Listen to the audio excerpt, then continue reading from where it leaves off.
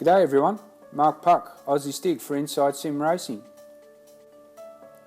This is the ProSimu T1000 3 degrees of field motion simulator. You can hit the link above to read my comprehensive written ProSimu T1000 review on the Inside Sim Racing website. Made in France and based on their T1000 2 degrees of field model, it's an all-steel motion rig using dyadic SCN6 actuators to achieve 3 degrees of feel for sim racing and flight simulation. Its construction consists of two halves. The lower red frame is the basis for the simulator's rear traction loss, while the upper black frame is actually the ProSimu T1000 2 degrees of feel motion simulator. The two actuators at the front of the rig are SCN6 4100s. The rear traction loss using a single horizontally mounted SCN6 20100. The standard seat for the ProSimu is a generic vinyl-clad folding model. When you order a simulator, there's also an option for a fixed OMP racing seat, or even no seat at all. The OMP option doesn't cost any extra for customers within Europe. However, the fixed seat is larger than the generic folding model. Shipping outside the EU will increase costs by volume. The no seat option could be good for people wanting to fit their own seat. In that case, the mounting plates have a small amount of adjustability for seats of varying widths. The ProSimu is set up for most of the mainstream hardware from the major manufacturers. But high-end direct drive wheels and pedals may require drilling an extra hole or two. A Sim Experience AccuForce wheel would fit on the standard wheel deck, as they have the same drill pattern as the current Thrustmaster T-Series wheels. I chose to fit the Thrustmaster T300 RS with Evo 599 rim, the Thrustmaster TH8 shifter and the Fanatec Club Sport V3 pedals. The wheel deck mount is a unique design. It easily allows for almost any rake or reach situation you may have.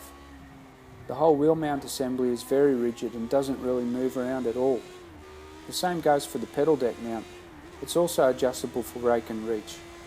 If you need to adjust the pedals forward to the point that they overhang the front of the frame, there may be a very slight amount of flex when using stiffer pedals.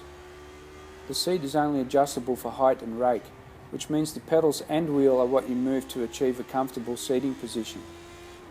This worked for me, although I would have liked the seat to be a little lower in its mounting plates. The only optional extras I received with the rig are the OMP 4-point harness and the shifter mounting bracket. I did construct my own rolling platform for the purposes of being able to move the rig around when not in use.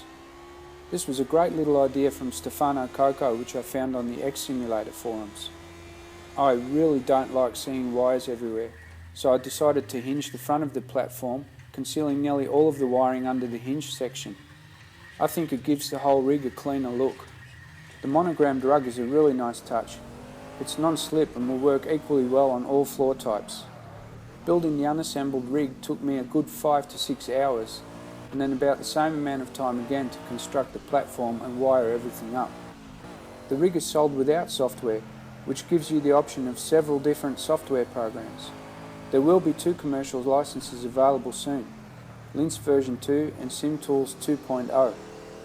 I'm using SimTools 1.3, which I downloaded from the X-Simulator site using my forum points. The plugins I used for several titles all have their own distinct feel when driving the motion rig. Some of them feel quite subtle, where others are really over the top, mate. iRacing would have to be my favourite title to drive with the standard values of its plugin, then Assetto Corsa, and follow that with Project Cars. The plugins can be tweaked, of course, which in theory could make all the titles feel the same. Immersion is what I was after when I got this rig to review, and mate, did I hit the jackpot here. Sim racing with the ProSimu and my Oculus DK2 is about as real as it gets. The added immersion of being in the cockpit, actually seeing and feeling the surface you're driving on is just surreal. The SCN6s have a relatively short stroke, so the latency is pretty good. The rear traction loss really gives you the seat of the pants feel when the car is about to lose traction.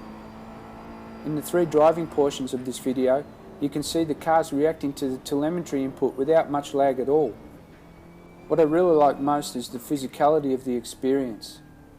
With all sensors firing, I can start to appreciate just how tough it is to be consistently quick, especially when you're getting thrown around like a pea in a can.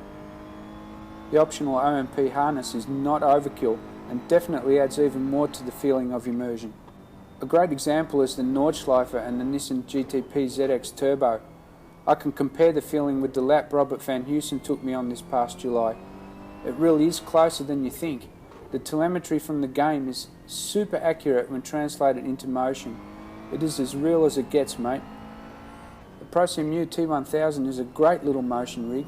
Priced affordably and extremely compact, it should fit in the smallest of spaces. When combined with virtual reality, it really delivers the experience of utter immersion. If you aren't into VR, not to worry, this motion rig will still provide that extra dimension to your sim racing experience. Not to mention it would look great under the fill in your own holiday term tree this year.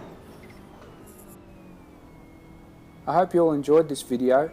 Stay tuned for more to come from Aussie Stig.